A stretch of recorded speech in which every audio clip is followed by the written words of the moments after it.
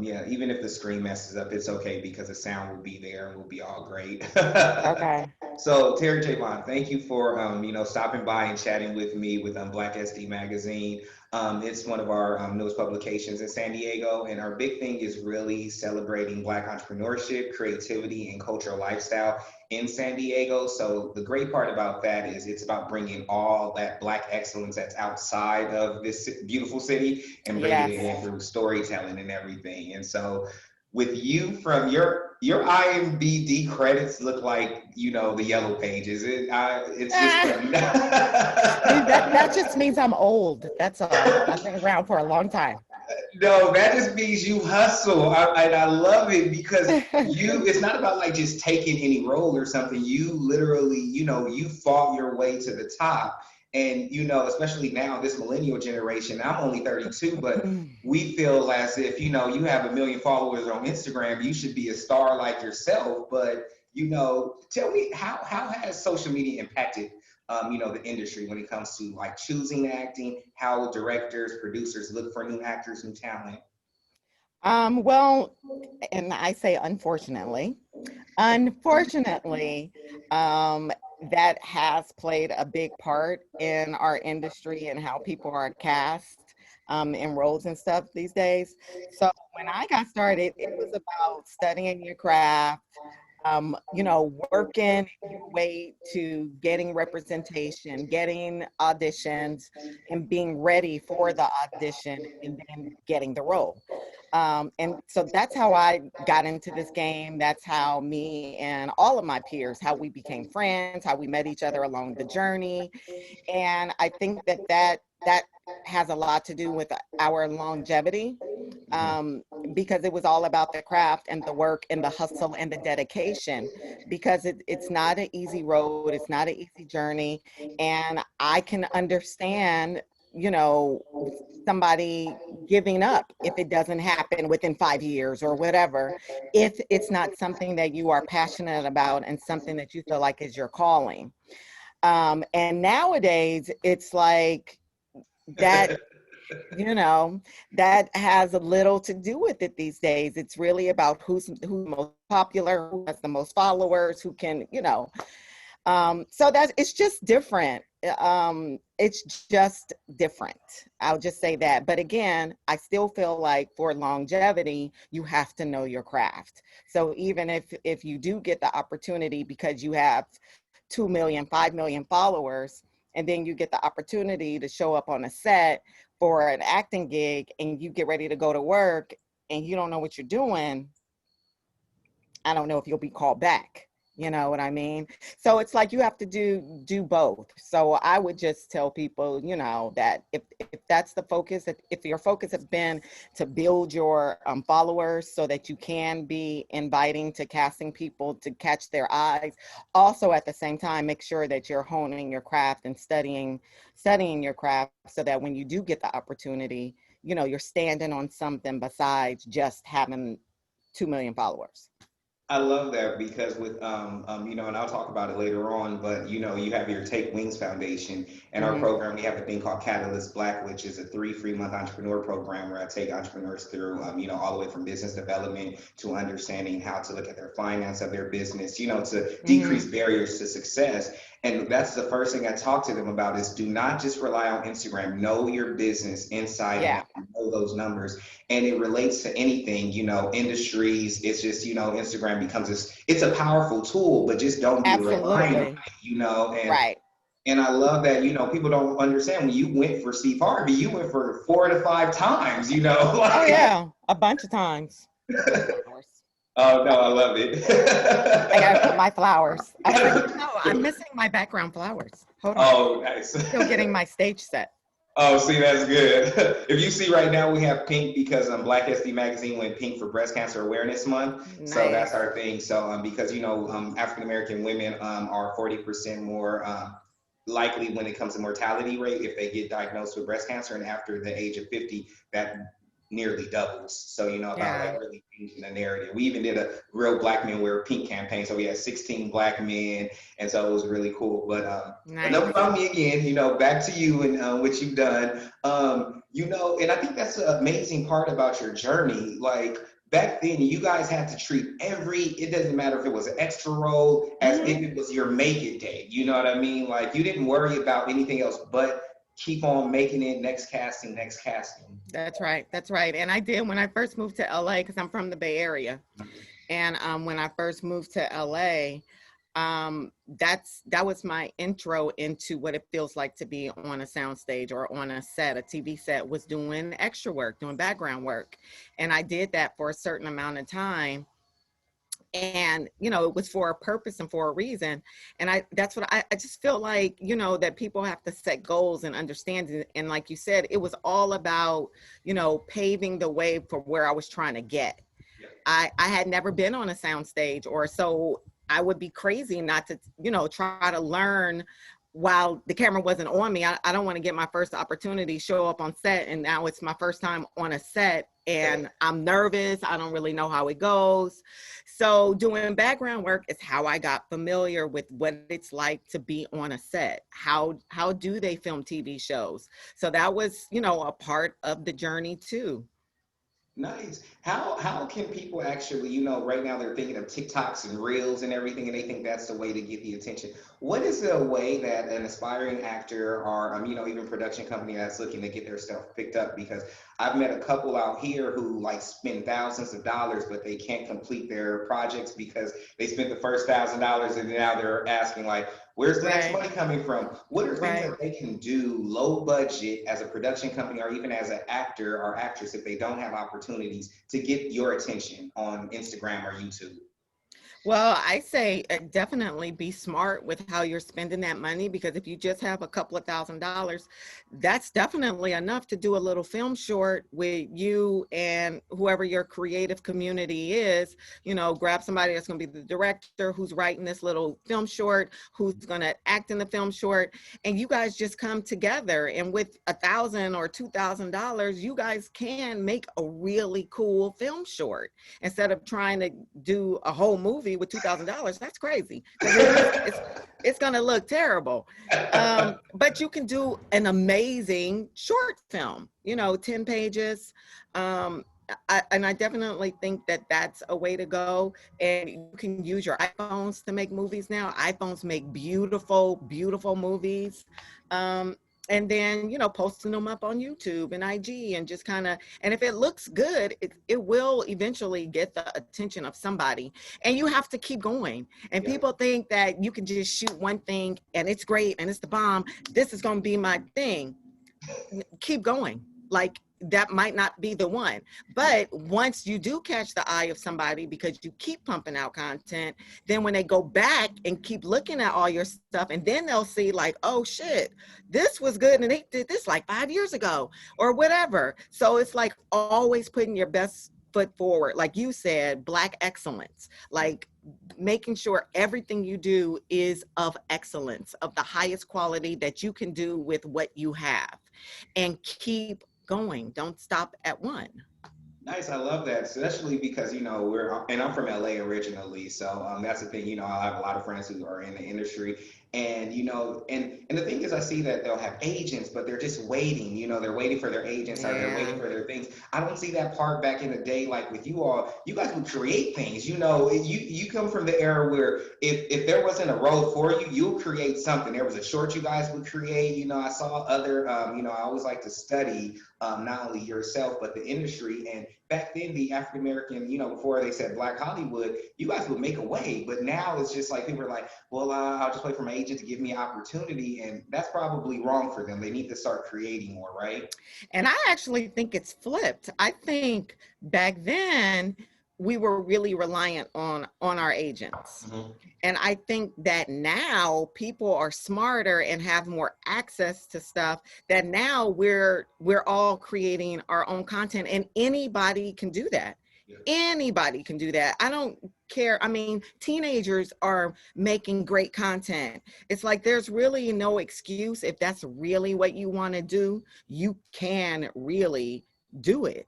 And you should, if that's what you want to do. But people think that it's just going to be easy. That's the part that's disturbing. People think that it's easy, that it's quick, that you're just going to do it. It's a journey. It's not a moment and it's going to happen for you. It literally is a journey. Yeah, no, definitely. And I love that you said that, because even I tell my entrepreneurs, they say it's passion meets purpose meets intention meets strategy. That's how you get Yeah, to the place of excellence and success. Because you can be passionate about it, but if it's not your purpose, if you don't wake up feeling like this right, thing, and maybe someone told you you should have been in, right. in acting or anything. I saw an interview where you actually got the foot in it because someone told you to come to Miss California pageant, right? Yeah, yeah. And so it's like one of those things, but then you found your love and you went from acting to writing to directing to producing. So even how did that journey come? Was that all intentional? Did you like once you got your feet wet? No, actually, because I went to school for business. I wanted to go into advertising, which is also a creative form. But I really had no intention, no thought, or anything about acting until, like you mentioned, when I was in college, a friend was recruiting girls for a Miss Black California pageant. And me and a couple of my girlfriends, we were like, oh, yeah, okay, cool. We'll do the pageant. Something I've never done before. I'm adventurous. Let's see what this is about. So we did the pageant, and just so happened that one of the judges of the pageant was a producer of a stage play that they were casting to tour the country. And so after the pageant was over, the producer asked me if I would be interested in auditioning for this play. And I had never auditioned for anything. I didn't know it. I didn't even know that an acting career was like something that was for real. Like, I grew up in the hood. I didn't know anything about that. And so I was like, okay, well, what do I do for an audition? What does that mean? What do I do? So he told me to show up at the Black Repertory Theater in Berkeley, California. He told me to bring a picture and a resume and come, and I would meet the director and audition. And I was like, okay. So like I said, I had no clue about any of this. So I took a picture the night before I was supposed to go meet them. And this is like this, I'm aging myself. Back in the day, I took a little Polaroid picture. I don't even know if you know what that is. Oh, no, I'm 32. I know what the Polaroid. I'm 1988. I was born 1988. So I took my little Polaroid picture, the kind of it could dry off. So I took my little Polaroid picture and my working resume. Like, I was working at the Marriott Hotel. I had worked at Avis Rent-A-Car, McDonald's. So I had a regular working resume and my little Polaroid. He said a picture and a resume. So I show up at the theater and I see all these like real actors, like thespians. They're, doing their theater exercises, warming up their vocals, stretching, moaning, doing all of the theatrical exercises before they go in for their big audition. Yes. And I'm like, oh, this is so weird. These people are what a Black girl from the hood looking at this. Right. I was like, what are they doing? They're weird. So I wait for the people to call my name. I go in, I meet the director. They give me some material to read. I was super smart, so I could read, on the dime. So he gave me the material. I read the audition and he was like, well, that was good, but can you read it again? But this time read it with some sass. She's we need her to be sassy. This is a sassy character. I was like, oh, okay, well then I could just be me. So I read it again. I got you. I told you where I grew up in Hunters Point. I'm from the hood. So yes, yeah. So I read the material again. I read her sassy, and they called me that night and said, hey, we want to hire you to play this role. We're touring the country. We're going to pay you $400 a week. I was like, what? So, because I had never made that much money. I was still in college. I had never made that much money. So I ended up touring with this show. I left college, toured with this show for over 2 years. And it was David E. Talbert's very first play, Telling It Like It Is. Oh, wow. Paul Roach was the director, which was the blessing for me and everybody else that was on this tour, because he's an amazing, amazing director, actor, just a thespian. Like, he had studied in San Francisco at ACT. And so he was like one of those super duper duper artsy, theatrical, chewing on tree bark, wearing Birkenstock type of actor. Yes. But amazing and brilliant man, and introduced us to the craft of acting. So he introduced me to all the books, all the theater greats, Stanislavski, Udo Hagen, Chekhov. He taught me all those theatrical exercises I was laughing at everybody else about. And so I just got bit by the bug. I loved it. And I just started studying acting. That was it for me. That was it. Everything I did was about acting. When I went to the movie theaters, I was watching it differently, watching how the actors move and how they use their voices, and just reading everything and watching videos. So that's how I got into acting. But still, I've always been a business-minded person. So I never lost that desire to be a boss, to be like, in control, having a business. And so after I booked the Steve Harvey show, and I was on the Steve Harvey show for a while, I knew it would be coming to an end soon. So I was like, okay, so what's next? So I started like pitching ideas to some of the writers and executives on our show, asking them, hey, what if I have a script I want to pitch or whatever. So I started watching our director, Stan Lathan, just kind of watching him and how he directed us. And so I just started learning more about the whole business, creative business of the business. And after it went down, I decided I wanted to pitch shows. And I ran across a book that I was given by my now business partner, Cas Sigers. She had written her first novel. We met on an independent film.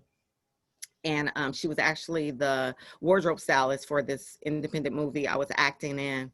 And she asked me if I would read her book. She had written her first book. And I was like, yeah, of course, I'll read it. And so I started reading her book, and I fell in love with it. And I was like, this should be a TV show. So that was kind of the start of us coming together, pitching stories. And we've been together ever since. Nice, I love that. And that leads into a segue. When we talk about boss women in relationships, you're not only, a boss in your own life, you're a mother, you're a wife. How do you handle that? Because a lot of our reader base, we probably are like 80% African American women. Mm-hmm. What are some advice you'll give them to understand how to have that balance, especially with the husband, with the kids, and Black women have to do it all. Yeah, no, it's true. And you really do have to. I think the thing for me is that I love every aspect of my life. I wouldn't want to give up any of it. I love being the mother to my kids. I enjoy them. I love them. I want to make sure that they know that their mother is there for them and love them. I love my husband.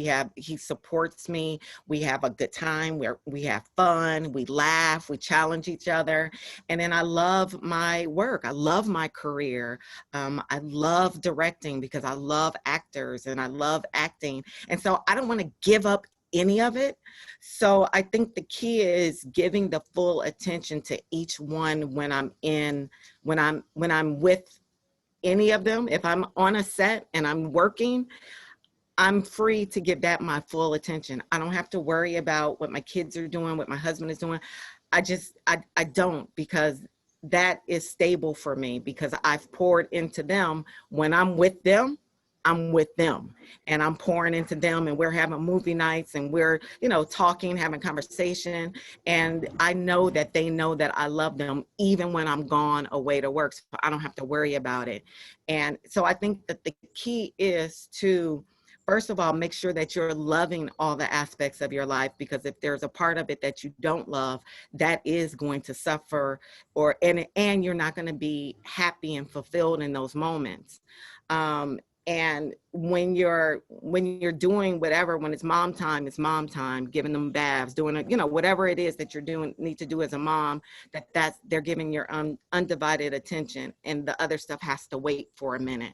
When I'm with my husband, making sure that he knows, that that he's important to me, that he is a priority for me, and also just making sure that you have the right mate, because I am a real passionate person, and I do love my career. I need somebody who understands that I love my work and they want to see me thrive in my work. That goes a long way, because like you said, as Black women, there's so much that we carry, and we carry a lot of guilt sometimes too. We carry guilt, and you can either get with somebody that feeds that guilt or somebody that relieves that guilt. So so you don't. And I'm really lucky that I have a husband that relieves my guilt. Whenever I'm like, oh, I feel bad, I should make some dinner or dinner, he's like, no, go do your thing, I got this. So it's important to find that kind of mate for me. It's important for me to have that mate, so I can be free when I'm at work. I can just fly. I can be, all that I can be in my work. And I love it all. I'm not giving up any of it. Oh no, I love that. I love that. I love that. Because we have a podcast called Mompreneur, and I do this with one of our entrepreneurs, and we were just talking about that. Female bosses in relationships, and she said that's a big thing because after women come home, sometimes she's like, I don't want to make the decision. Sometimes I want my husband just to think about what's going to be for dinner. She's like, sometimes I need that, and sometimes it's vice versa. She Yes. said that's so important to that mental health. She said so she could just come home Yep. and not think about what she was just doing for 16 hours Yep. a day. Nice. I love And that. can you hear me? Yes. I think it's kind I of think that's kind of going in and out or something. But the other thing that's really important too is also taking those that are just for you, like with your friends. I like to get massages, whatever it is your thing is that feeds your spirit, makes you happy. Those moments are important too. And, turning off your phone so your kids can't call you. They have a father, so I know that they have other people that they can call. They don't have to always call me, and I can turn my phone off and not feel guilty about it. It's so important that we take care of ourselves so that when we do show up for them, we show up happy and light and fulfilled, and not like they're burdening us. Like, God damn it, I gotta go check on the kids I again. gotta go You see know that what I baby mean? again.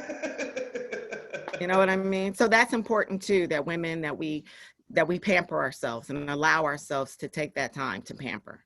Oh, I love that. Thank you. That's an excellent gem. Again, we're getting shorter on the time, and I want to just get people introduced to your Take Wings Foundation and really let them know. I know about it because of my own research, but just to give them a little background behind it and ways that they can potentially, help donate or, spread the word about it. Yes, Take Wings Foundation, which you can go to takewings.org to read up on it and make a donation, or even sign up. Girls, we're based in the San Francisco Bay Area. It's a mentoring program for teenage girls that are 13 to 18 years old, and we have workshops throughout the year, just inspiring young women to dream bigger, to dream outside of the four walls. Like I said, I grew up in the hood. I never knew anything about a career in entertainment. So I feel like it's my responsibility to make sure that they're exposed to everything that's out there in the world, because sometimes we just don't know. We don't know we can be astronauts or writers or doctors or lawyers or firewomen or whatever, because we don't see it, so we don't think about it. So it's really important to me that we expose young girls that are growing up in at-risk communities and the foster care. We work with a lot of girls in the foster care system, that they just know that there's so many things in life that they can aspire to be, that they can dream big, and not only dream big, but also believe and know that they can pursue and live those dreams, that they're equipped. And just because of what they're growing up in or the situations, that doesn't mean that they can't have the same successful lives and dreams as the other people. Nice, I love that. Thank you so much, and I'll make sure all that information will be included in this as an article write up and goes on the website. So before we Okay. close off, I have a thing I like to do called rapid fire. So I'm going to ask you a couple questions. Oh, You only got three Jesus. seconds each to answer them. Okay, ready? Okay. Favorite Black movie? Lady Sings the Blues. Favorite Black director besides yourself? uh, Debbie Allen. Oh, okay, perfect. Favorite place to eat in San Francisco when you go back to visit? Crustaceans. If you could live anywhere on the planet, where would it be? Ooh. Oh shit. Now you done got me. I Because got you. I want to say somewhere in Africa, but I don't know specifically where yet. We'll do that part two one day. Well, thank you so much, Terri J. Vaughn. I really appreciate this. I hope you enjoyed this conversation with me. Yeah. And thank you for. If you need anything, please let your team reach out. We would definitely love to help spread the word. Donate. We have nonprofit partners up in the Bay Area and in Northern California. So if you need anything, please let us know. Thank you so much. And I wish you many success and much blessings to you. Thank you so much. Have a Thank wonderful rest of you. your week. Bye. You too. Bye-bye.